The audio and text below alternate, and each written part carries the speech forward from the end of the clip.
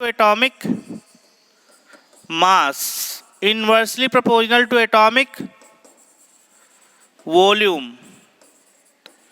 ठीक है, अब जैसे ही ऊपर से नीचे आओगे तो मास बढ़ेगा ना, लिख लो from top to bottom mass increase, so density order, density order क्या हो जाएगा,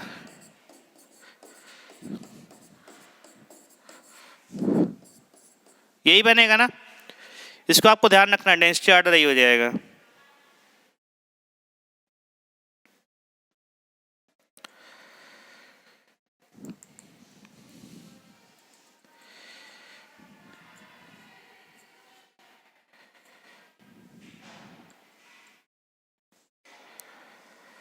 चलिए ठीक है ना, इसके बाद बात करते हैं density of density increase from B to B A. तो इसको आपको ध्यान रखना है, ये वाला थोड़ा एक्सेप्शन केस है। तो सेकेंड ए मेटल का डेंसिटी ऑर्डर विल बी, इसको आपको ध्यान रखना है, सबसे ज्यादा होगा कौन सा, इंक्रीजिंग ऑर्डर की बात कर रहे हैं ना, तो आपका हो जाएगा कैल्शियम मैग्नीशियम। ठीक है, कैल्शियम मैग्नीशियम, इसके बाद बीई, बीई आपका ज्यादा होता है। ठीक है, एसआर बीए, ये आपका एक्सेप्शन केस हो गया। ठीक है ना, ये आपका एक्सेप्शन केस हो गया, तो इसको ध्यान में रखना है। ठीक है, इसमें तो कोई चेंज नहीं आया ना। अच्छा ये गलत हो गया, सुनो सुनो सुनो,